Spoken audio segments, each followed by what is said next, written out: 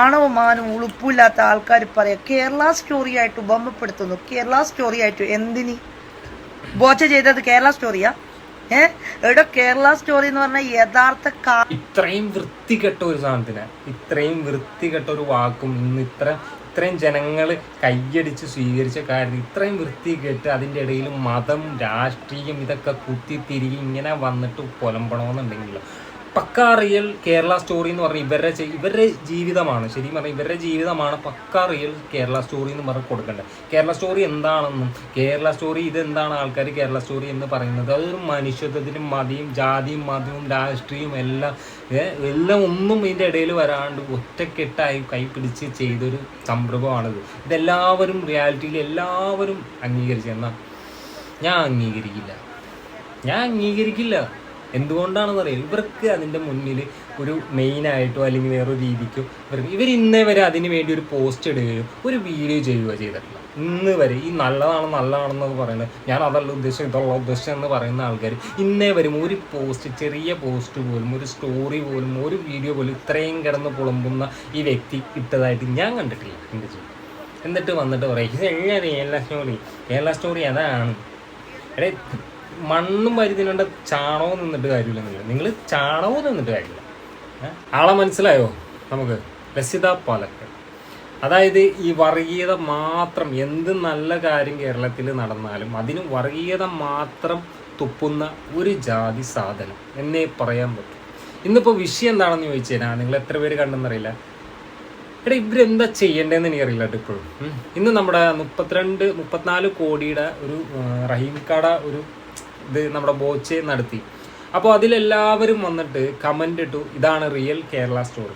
ഇവരുദ്ദേശിക്കുന്ന Kerala story എന്താണെന്ന് വെച്ച് കഴിഞ്ഞാൽ ആ ഒരു കഥയുണ്ടല്ലോ, അത് മാത്രമാണ് ഇവരുടെ ലൈഫിൽ ഇവരുടെ ഉള്ളിൽ മൊത്തമുള്ള കേരള സ്റ്റോറി. എന്താണ് ഇവരുടെ വിഷയം എന്നുള്ളത് നമുക്കിത് ഇപ്പോൾ കേട്ടറിയാം. ഒന്ന് കേട്ടു വയ്ക്കൂ. കയറി പിടിച്ച ഒരു അറബീന, അതായത് നിമിഷ എന്ന് പറയുന്ന നിമിഷ പ്രിയ എന്നാണോ ശരിക്കും പേര് നിനക്കറിയില്ല.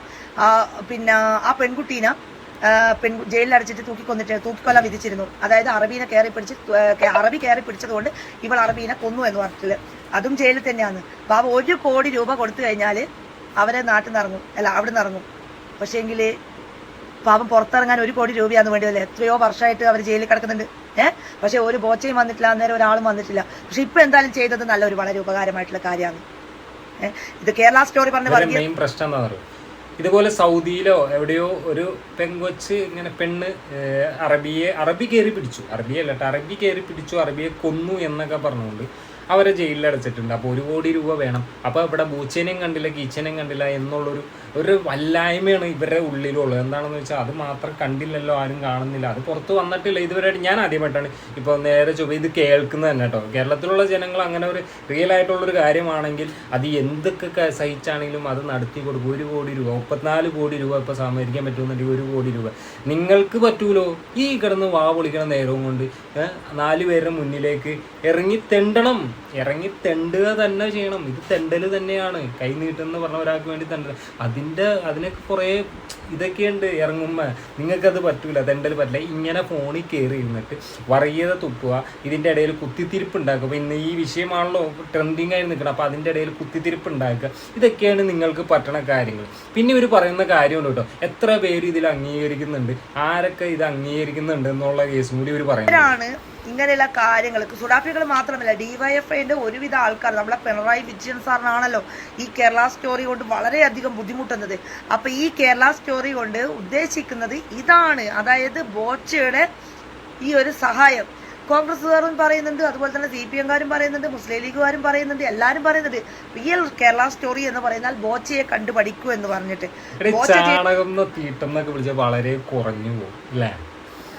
അതായത് ഇവർ പറയുന്നത് ഇപ്പോൾ കോൺഗ്രസ്സുകാരുണ്ട്, കമ്മ്യൂണിസ്റ്റുകാരുണ്ട്, എല്ലാവരും അംഗീകരിച്ചു, ഇവർ മാത്രം അംഗീകരിച്ചില്ല. അതായത് ഈ വിഭാഗക്കാർ മാത്രം അംഗീകരിച്ചു, ഇവരുടെ പേര് മാത്രം വരുന്നില്ല കേട്ടോ. ഇവരെല്ലാവരും ഇന്ന് ഇതിനു വേണ്ടി സപ്പോർട്ട് ചെയ്തു. അതായത് ഈ ബോച്ചെ എന്ന് പറയുന്ന വ്യക്തി ഒരു നല്ല നന്മ, കാരണം അദ്ദേഹം ഡബിൾ മീനിങ് വർത്താനം പറയാറുണ്ട്, പല കാര്യങ്ങളും പറയാറുണ്ട്, എല്ലാം ഉണ്ട്. പക്ഷെ ഇത് അംഗീകരിക്കേണ്ട കാര്യങ്ങൾ നമ്മൾ അംഗീകരിച്ച് തന്നെ കൊടുക്കണം. എത്ര കൊള്ളൂലാത്ത വ്യക്തിയാണെങ്കിലും അംഗീകരിച്ച് കൊടുക്കേണ്ട ഒരു കാര്യമുണ്ട്.